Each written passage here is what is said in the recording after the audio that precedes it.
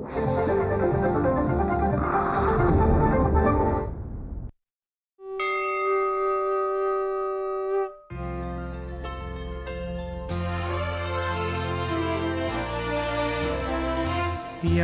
नदीच्या पार तेथे एक माझे गाव होते.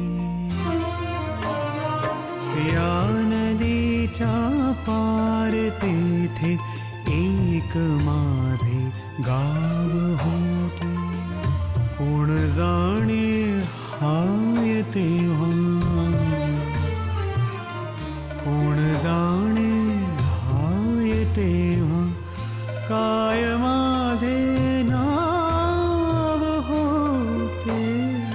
कोण जाणे हाय तेव्हा, काय माझे नाव होते.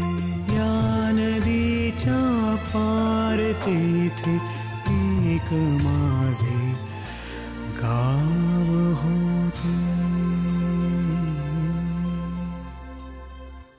हिम्मत कशी झाली का तुझी असले निरोप आणण्याची? हा, भाविणीकडून जेवण येणार तर या घरात? बकुळीचं देवाशी लग्न झालं की तिचं यजमानपद आम्ही घ्यायचं ठरवलं. हा, अगं तुला काही अक्कल आहे का नाही? हो, तुझ्याशी म्हणून पोट तिडकीने बोलले होते मी. इथे तात्याला जाऊन सांगायला सांगितलं होतं तुला. गप्प बस, काही बोलू नकोस.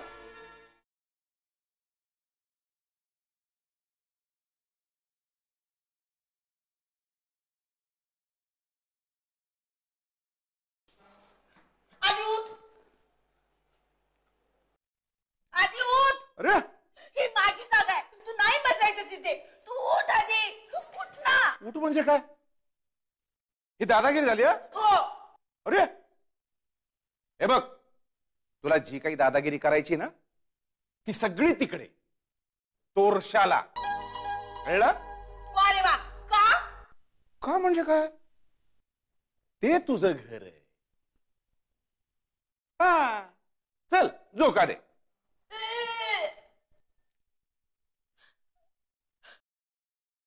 गुरुजी, बरं झालं तुम्ही आलात. ओरडा नाही आला. बघा ना, इथून उठत नाहीये तो. ओरडा ना गुरुजी. ओरडा ना गुरुजी. ओ दिलीप शेठ, कित्याक त्या आश्रयात जीवात छळतास तुम्ही? आमका छळतास तर पुरा नाही असा? गुरुजी, मी छळतो? मी छळतो? काय गुरुजी, काय बोलताय तुम्ही? नाही, माझ्यासारखा कनवाळू माणूस आजपर्यंत तुम्हाला मिळणार नाही गुरुजी. आता तुमची टोपी कुठे विसरली होती? अहो दिलीप शेठ, नाही, हे मी आजपर्यंत कोणाला बोललोय का? विशेषतः इथे. अहो दिलीप शेठ, कित्याक माझ्या जीवाचा छळ करतास?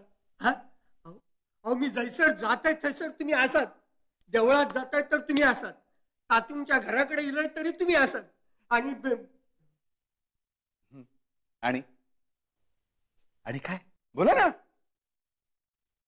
आणि टोपी खाली असा. अहो दिलीप शेठ, कित्याक माझा जीव घेतास? अहो त्या तातीन ऐकल्या ना, हायल्या हैसरच माझा हरिओम होईल. माहिती ना? इतक्यात काय तुमचा हरिओम होत नाही. अजून बरंच तुम्हाला बघायचंय, बरंच काही करायचंय. नाही ना, मी जाते. अहो झालो गुरुजी, पण जाता जाता माझं काम ऐकून जा की. तुमचा नकोच का? काय गुरुजी, ऐकायच्या आधीच नको नको? नाही नाही, नकोच का? अहो तुमचा काम म्हणजे माझ्या गळ्यात फासत असतो ना तो.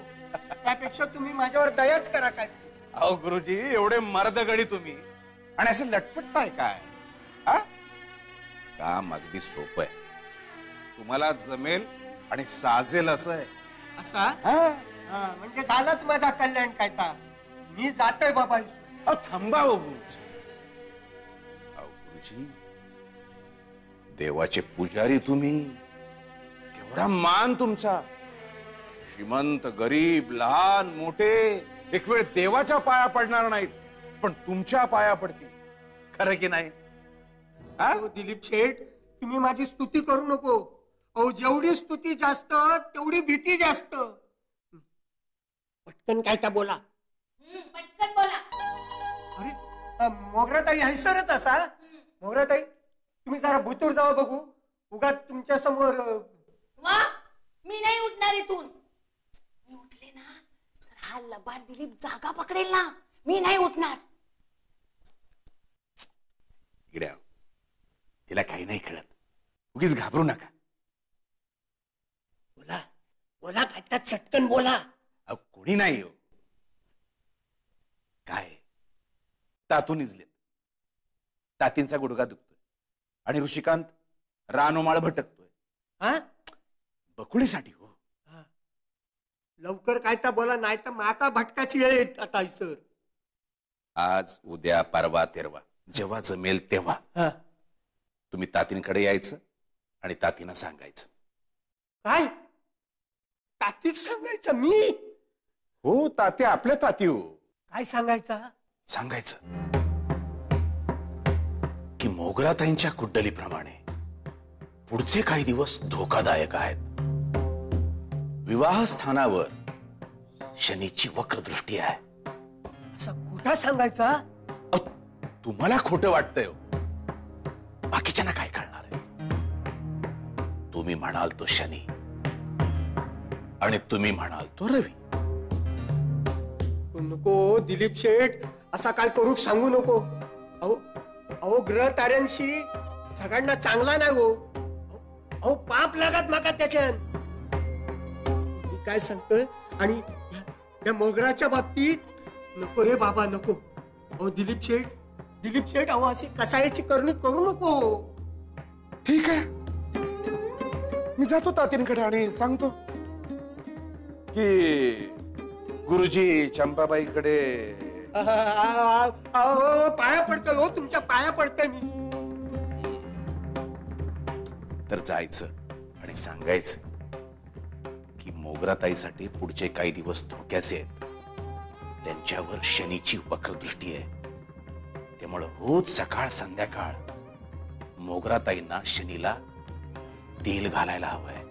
आणि महत्वाचं म्हणजे तिच्यावर 24 तास लक्ष ठेवायला कुणीतरी विश्वासू माणूस हवं. आणि विश्वासू माणूस म्हणजे आपला केशव. काय केशवनं 24 तास तिच्या सोबत सावलीसारखं राहायचं. कारण तो विश्वासू आहे. कळलं. बघताय काय गुरुजी. सांगाल ना एवढं तातीना. अहो दिलीप शेठ काय तुम्ही. गुरुजी मी तुम्हाला जे सांगितलं तेच सांगायचं. हा या.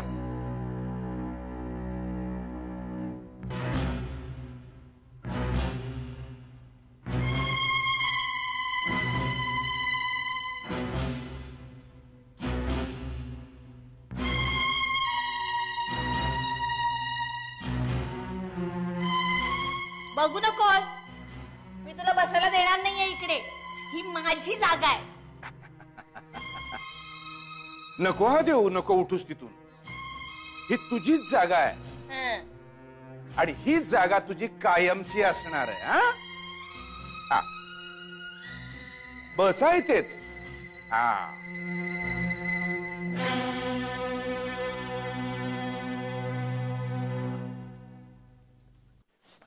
ऐके. अरे देवा अरे देवा. या या या या या या या. कुसुम आता तुम्हाला काय झालं. तुमचं पायातले त्राण कशामुळे गेले. हा अहो पाय दुखतायत माझे. हेलपाटे घालून घालून त्या तातीच्या आणि चंपाबाईच्या घराचे. पण एवढं करून प्रेमाचा एक शब्द पडेल पदरात तर तोही नाही. दोघी नुसत्या वचा वचा वचा वचा घालून बोलत असतात मला. जळलं मेलं. आई बाप सुद्धा कधी बोलले नाही तसं टाकून. आणि मी कधी बोलतोय तू का. नाही बोलत. त्या नथीवरून केवढं तांडव केलं परवा. नाही नाही ते बोललात. अगो ती गोष्टच तशी होती कुसुम. गोष्ट होती तशी.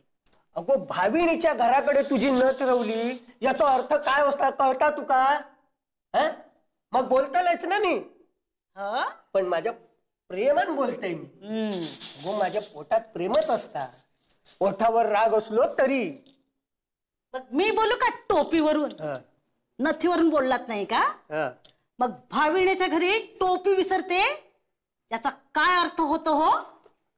अगो तुझा आपला काहीतरीच काहीतरी. मग अगो चंपा भाविणीन तिच्या यजमानासाठी व्रत आणि उद्यापन केल्या, माझं औक्षण आणि भोजन करून. त्या गडबडीत रवली गोताई सर टोपी. रवली. अगो पण त्या टोपीवरसून केवढा मोठा रामायण झाला माहिती आहे? आता आणखीन कसलं रामायण? अगो म्हणून तर त्राण गेला ना माझ्या पायातला. म्हणजे? अगो मी टोपी आडूक चंपा भाविणीकडे गेलोय तर थैसर तो राहू हजर. आता हा नवा राहू कोण? अगो दुसरो कोण? तो रेडो दिलीप शेठ. अगो बाई, तो त्या भाविणीच्या घरापर्यंत पोहोचला? मग पोचतो नसतो, पण तो अगो पोयसोरीचो खोत ना तो, त्याचा जन्मसिद्ध हक्कच असा मुळी. अगो ह्या सगळ्यांना त्या बकुळेसाठी चालला हा. अगो बाई, अहो पण श्रीपाद भटांना ठाऊक आहे का ते सगळं? बहुतेक नाहीसा वाटता, नाहीतर श्रीपाद भट काय गप बसलो नसतो. अहो आपण श्रीपाद भटांच्या कानावर घालूये का? मग ते बरोबर वटणीवर आणतील त्या दिलीपला आणि आपल्या मागची बलाटळे. अगो काय बोलतस काय? कुराडीचो दांडो आणि गोतास काय अशी गत झाली हा. अगो ह्या सगळ्या थैसूनच रामायण सुरू झाला ना. कुठून? हे, अगदीच कशी गो तू मंद बुद्धी. हा हा, आणि तुम्ही जसे काही पाणीचे बापच की नाही. तू अगदी शब्दावर शब्द चढवत जाऊ नकोस हा, सांगान ठेवतोय. आधीच माझा त्या दिलप्यान भरीत केल्या नसा. आपण श्रीपाद भटाच्याच कानावर घालूया. शेवटी आपलेच राहतेच आहेत ते. त्यांची कृपा दृष्टी राहिली तर आपलं पोट पाणी चालणार. मग या दिलीपचीने तातीच्या भीतीने भेदरलेल्या हरणासारखे टनाटना उड्या मारण्यापेक्षा धाडस करून श्रीपाद भटाच्याच पायावर लोटांगण घालूया. अगो त्याच सांगतोय मी मागासपासून तुका. अगो ही ताती आणि तो दिलीप ते श्रीपाद भटात सांगती चंपा भाविणीचे निरोप मीच देतय तातून का म्हणा. मग बघ तो श्रीपाद भट काय करता तो. अगो आपण लोटांगण घातला ना तर आपल्या डोक्यावर पाय ठेवून आपल्या बळीसारखं पाताळात चेपिकतो. काय समजलंस? अगो आपण किती सांगितलं तरी आपला नाही ऐकायचो तो, त्यांचाच ऐकतो जो. आपण लहान माणसा गो, आपला काय किंमत असा या जगात. मग आपण असं भिवूनच जगायचं की काय? अगो आता मी तरी काय सांगू. माझ्या डोक्यात पण आता झांग वाजता, रोज रोजांचे नवी नवी ऑर्डर ऐकान. अगो अगो त्या दिलप्यान आता नवीनच डाव टाकल्या ना. आता आणि काय? जाऊन दे मरा दे, माझा तर जीवच दमलो असा यांचा रोजचा नव्यानं फटकार नाही का नाही का. होय हो, काहीतरी सोक्ष लावा या गोष्टीचा. अहो ते तातीच्या आणि भाविणीच्या घरी जाऊन पाय मोडले हो माझे.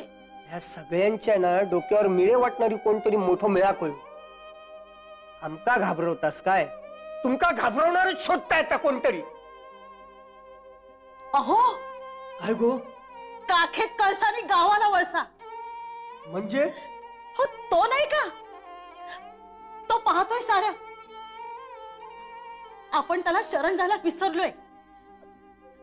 त्याला सांगायला नको, गयावया करायला नको की आपलीच बाजू खरं आहे हे सांगण्याचा आटापिटा करायला नको. फक्त अगदी मनापासून त्याला गारणं घालूया, हाक मारूया. बघा येईल तो धावून, येईल धावून.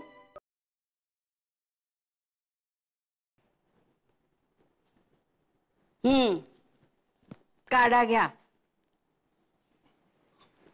कडू आहे. कडू असू देत नाहीतर गोड असू देत, तब्येत सुधारायला हवी आहे ना. मी घेत नाही असं नाही म्हटलंय, कडू आहे एवढंच म्हणालो. घ्या म्हणजे झालं. आणि तोरशाला कधी जाताय का नुसत्या बाताच? त्या दिलीपचं मारे कौतुक करत होतात. उत्तम उपाय त्यांनी सुचवलाय. 4-4 दिवसांनी तोरशाला जा. पण इथे काही जाण्याचं लक्षण दिसत नाहीये. जातोय, आजच जातोय. गेल्या आठवड्यात जाऊन आलो ना, म्हणून म्हटलं जाऊ दे 4 दिवस. आता आज जाऊन आलो की पुन्हा 4-4 दिवसांनी जात राहील. दिलीपचं म्हणणं पटलंय मला. एकदाच जाऊन मारामारी करण्यापेक्षा अशी सततची टोचणीच जास्त उपयोगी पडेल. उगीच नाही मी दिलीपचं कौतुक करत. इतके दिवस तुम्हाला पटत नव्हतं. नाही नाही ते बोलत होतात. पण मुलगा अगदी सोशिक हो. उलटून कधी बोलला नाही तुम्हाला. मान ठेवतो तो तुमचा. हो, केशवच्या बाबतीत त्यांनी जी तत्परता दाखवली, समयसूचकता दाखवली, तिथपासून माझं मत बदललं. नाहीतर जन्मभर मान खाली घालावी लागली असती मला. आणि हो, केशवला आपण ठेवून घेतला, त्याचा केवढा उपयोग होतोय पाहिलत ना. तुम्ही आजारी होता तेव्हा स्वयंपाक सुद्धा सगळा त्यांनी केला. कुठच्याही कामाला नाही म्हणत नाही तो. पुरे हो त्याचं कौतुक. हो आहे त्याचा उपयोग आहे. पण म्हणून अगदी डोक्यावर घेऊन नाचायला नकोय का? तुमच्या दिलीपलाही त्याचं फार कौतुक आहे. ते जाऊ द्या. मी काय म्हणते ते ऐका. काय? अहो, आज जाताना तोरशाला तुम्ही मोगराला बरोबर घेऊन जा. अहो, सुभाषरावने तिला इथं आणून सोडल्यापासून आपण स्वस्तच बसलो. पण मला अहो काय, मला अर्धांगाचा झटका लावता हे विसरलात का तुम्ही? अवस्थेत तरी होतो का मी काही करण्याच्या? आता आहात ना, पण फटाफटा बोलता येतंय की चांगलं? आपल्याला तेच हवंय. तोरशाला जाऊन हाणामारी नको, तोंड पाटीलकी करायची. मोगराला बरोबर घेऊन जा म्हणावं, तुमच्या सुनेला बरोबर घेऊन आलोय. माहेर पण पुरे झालं आता. फार फार काय करतील हो, परत तुमच्या बरोबर पाठवून देतील. घेऊन या. परत 4 दिवसांनी तोरशाला घेऊन जा. मोगराला तसं सांगून ठेवा. सगळ्या सूचना देऊन ठेवा. सूचना देतच असते हो मी. तशा सगळ्यांना सूचना देते. पण माझं कुणी ऐकायला हवंय ना. जो तो आपल्या मर्जीप्रमाणे सगळं करत असतो.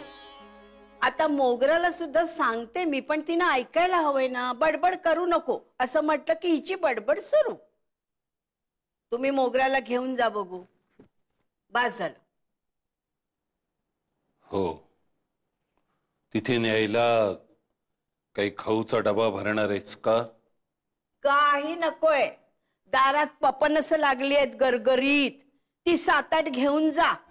त्यांनी लाथा मारायच्या आणि आम्ही खाऊ भरवायचे. लाड कशाला? काही नकोय.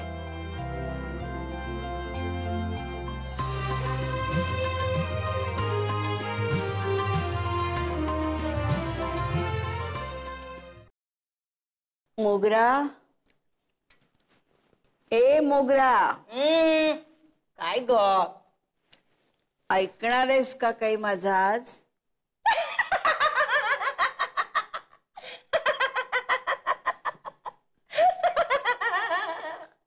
काय झालंय तुला हसायला? अगं, सगळेजण मला असंच विचारतात. सासूबाई पण असंच विचारतात, सुभाषराव पण असंच विचारतात. मोगरा, माझं ऐकणार आहेस का तू आज? विचारतात ना? हा, मग लगेच म्हणावं, हो ऐकणार आहे मी. कळलं? हो, कळलं. आणि सासूबाई सांगतील तसंच वागायचं, सुभाषरावांचं ऐकायचं आणि बडबड करायची नाही. मोगरा, सगळं तोंडपाठ आहे ग तुला. हो, मग वाग ना तू तशीच. प्रयत्न तरी करून बघशील का ग? हो, करेन. हे बघ, आज की नाही तुझे तातू तुला घेऊन जाणार आहेत तोरशाला. आणि आणि आणि घेतलं त्यांनी ठेवून तर उजळलं नशीब म्हणायचं. नाहीतर नाहीतर काय? नाहीतर परत यायचं तातून बरोबर आणि थोड्या दिवसांनी परत जायचं. त्यात काही विशेष नाही ग. हा. पण सांगू, आज तुला सासूबाईंनी पाहिलं ना की त्या म्हणतील पुरे झालं आता माहेर. पण आता आपलं घर सोडून कुठे कुठे जायचं नाही तू. हो. ताती मग आम्ही तारामंचूंकडे पण जाऊ का? अगं मी निमूला किती दिवस झाले भेटले नाहीये. मी बघितलं नाहीये तिला. अगं ती रांगायला लागलीये. सांग ना तू तातूंना सांगशील. मला जायचंय ग. मला निमूला भेटायचंय. हो मोगरा, हे सगळं नंतर. आधी सुभाषराव, त्यांच्यावर सगळं अवलंबून आहे ना. नीट वागशील ना तू त्यांच्याशी? जपून वागशील ना? जपून म्हणजे कशी? मोगरा, काय घेऊन आलीस का तू परमेश्वराकडून? हात सोड त्याला. म्हणाव मला सासर लाभू दे. नको ना दादी, रडू नको ना. ए दादी, ए दादी, ए दादी.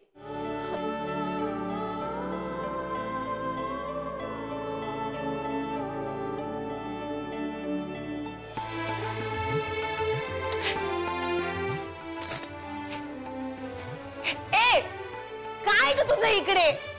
कशाला सारखी सारखी हाक मारत असतेस मला तू मोगरा? जा तू. तू तू बोलते ना माझ्या कानात, मला काहीच ऐकू येत नाही ग. तू जा. नाही थांब.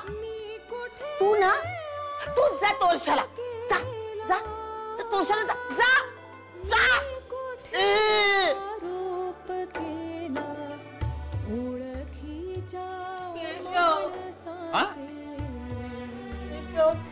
मी तोरशाला जाते.